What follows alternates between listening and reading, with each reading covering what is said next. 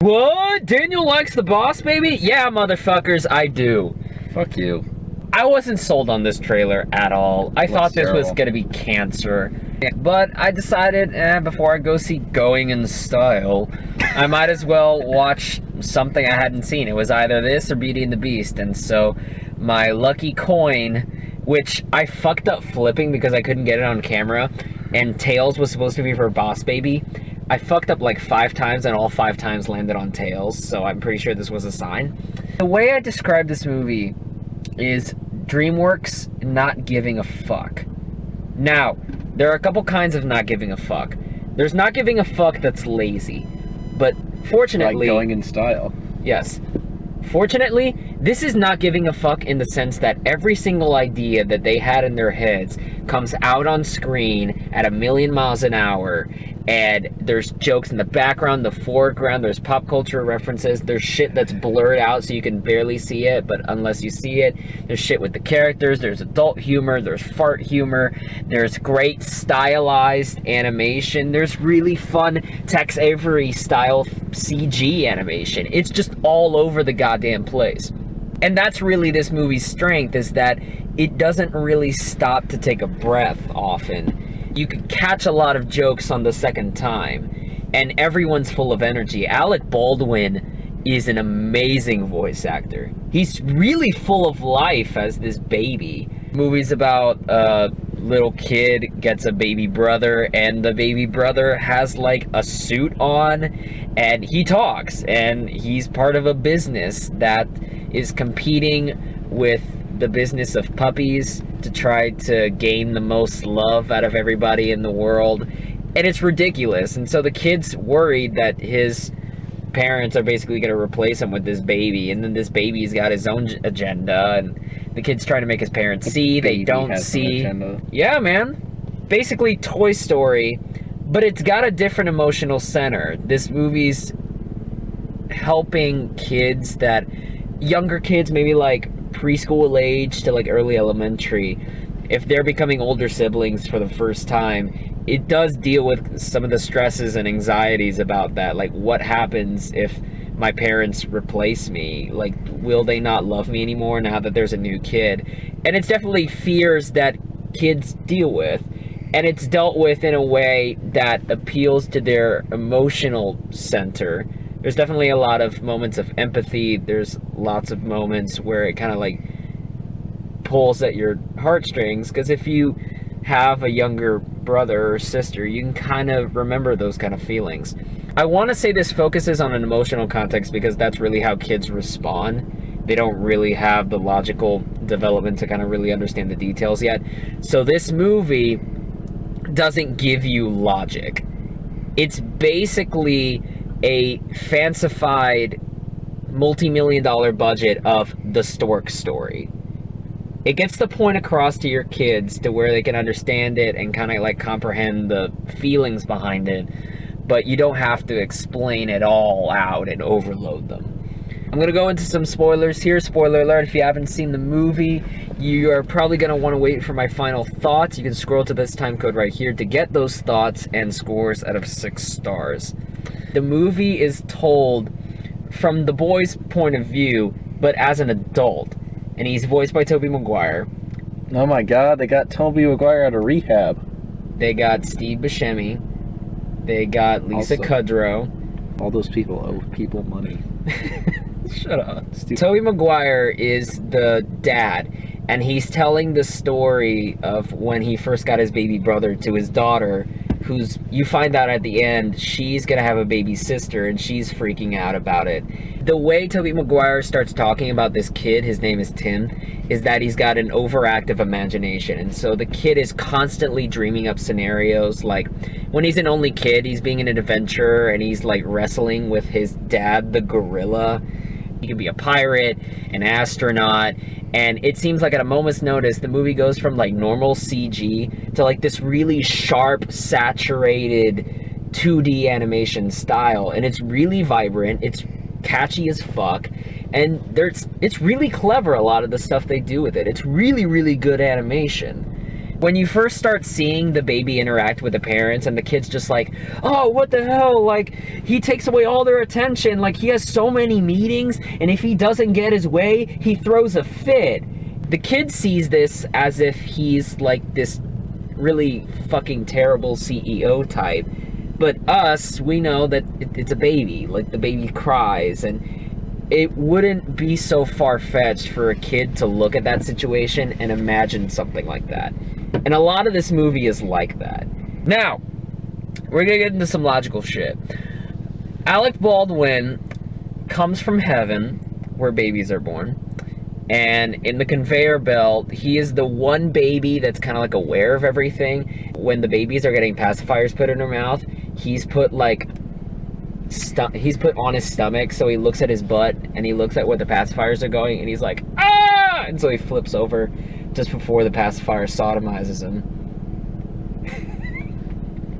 I don't want to see this movie. You love this movie. They have this conveyor belt, and what ends up happening is like the machine starts tickling their tummy, and if they laugh and giggle cute, they're sent to family. If not, they're sent, I thought it was gonna be to like the dumpster, but instead it's management. Baby in a dumpster. No, instead it's management, and their job is to kind of manage the business of Baby Corp, which is trying to keep their majority stake of all the love in the world, and they're fighting with puppies mainly, and then there's goldfish, and then there's like cats and other pets and shit.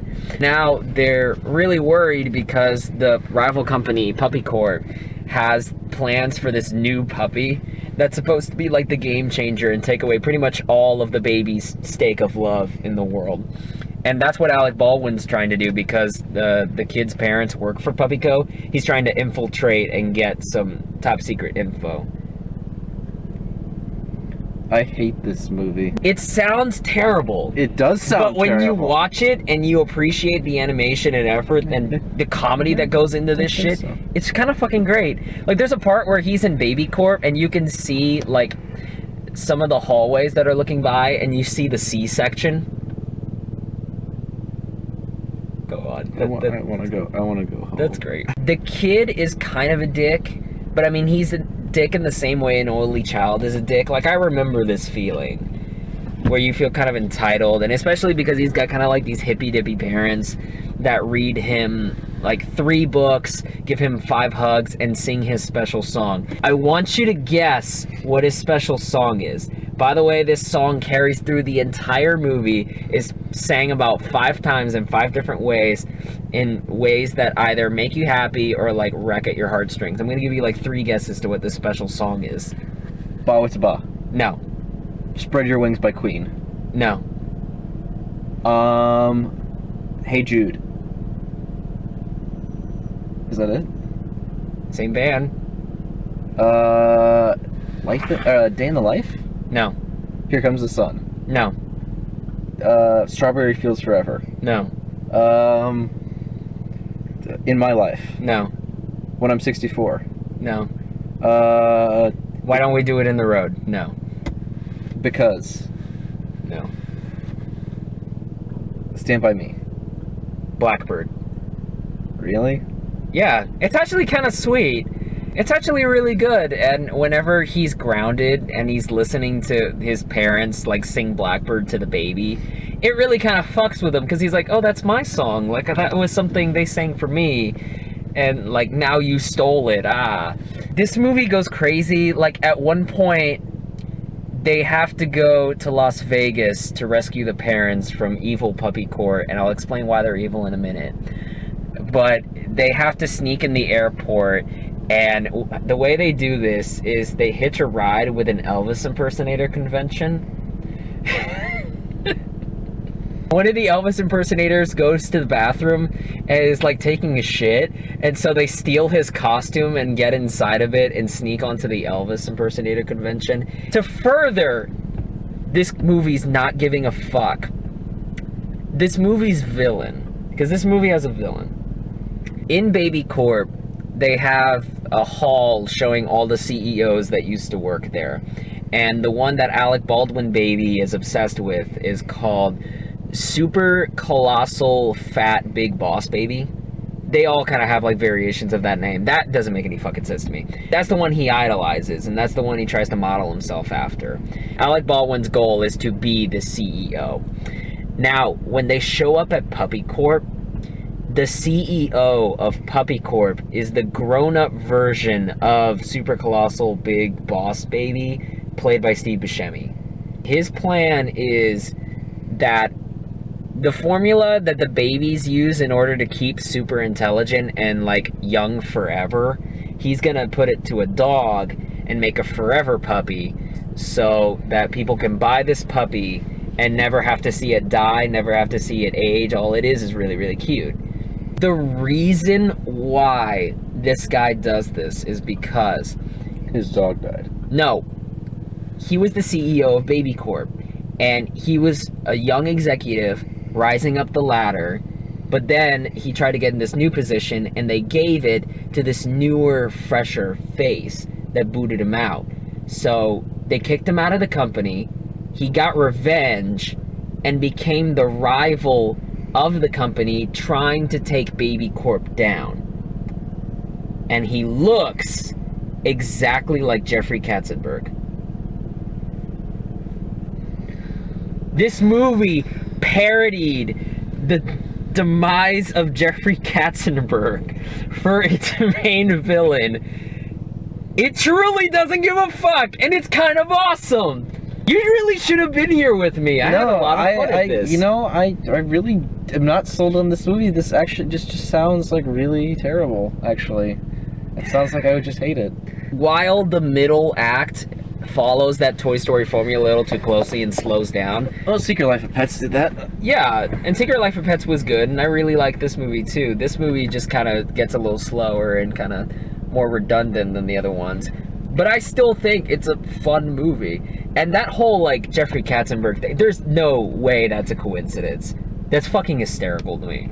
Oh, there's also this weird bit where if Alec Baldwin stops drinking the formula, he starts turning into a regular baby. So it's kind of like a Flowers for Algernon type moment. Kind of like in Days of Future Past, where Wolverine's, like, forgetting his memory. No, it's more like Logan when Professor X has Alzheimer's. Don't compare this movie to Logan. Fuck you. Don't. It's actually kind of horrifying because you see the baby's eyes go wide and he just kind of like becomes a babbling moron. What if this movie was live action and Patrick Stewart was playing the baby? Oh, Christ. Alec Baldwin has like a baby posse too, and one of them I'm pretty sure is a mongoloid. Yeah, that happened. I promise this movie's good! So I haven't sold Liam on Boss Baby yet, but hopefully I've sold some of you with like my little pictures and shit that I throw in here. The fact that I like it as much as I do is the biggest compliment I could possibly give this. And I think it's really clever. It's way better than what Despicable Me 3 looks to be, or Minions was.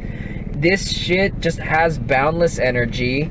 It has a great lead performance from Alec Baldwin. Has some fun adult jokes. For a movie that I was prepared to just loathe, I actually had a really good time with it. I'm gonna give it 4.5 stars out of 6. Same as the new Beauty and the Beast movie that he... And Logan. And Logan. This man gave The Boss Baby the same score as Logan. Oh, so I gave The Boss Baby a higher score than Rogue One. If you like this video, I didn't even like this video. But if you like this video, please click the like button down below. Also make sure to subscribe, be the first to know whenever we have new content available. We got Facebook, Twitter, and Instagram. Our friend Noah, who you recently saw in the Going Inside review, is the Cinema Geek on Instagram. You can check out all his reviews there. I have a blog, liammgahan.wordpress.com. I review movies there. Make sure to check me out. I review every new movie I see. I'm going to give a shout out to a small movie that not enough people are talking about. It's called Win It All. It stars Jake Johnson. It's available to stream on Netflix. Definitely check that out if you like, you know, kind of smart, funny, independent movies. Next week, we're going to have The Fate of the Furious. Well, you're going to have The Fate of the Furious. I'm not going to see it because I haven't seen the other ones. Potentially Colossal. Yeah. I know Lost City of Z comes out. We're not going to get that. Jesus, bro! Cinema Snob's new movie, parodying all of the PureFlix shit. It's coming out on Vimeo this week, and as a big fan, I'm going to watch it and review it. thank you all for bearing with us tonight. And you know what? Have some fun. Watch The Boss Baby. Fuck Watch Win It All. That's better than Beauty and the Beast. Hey Jude.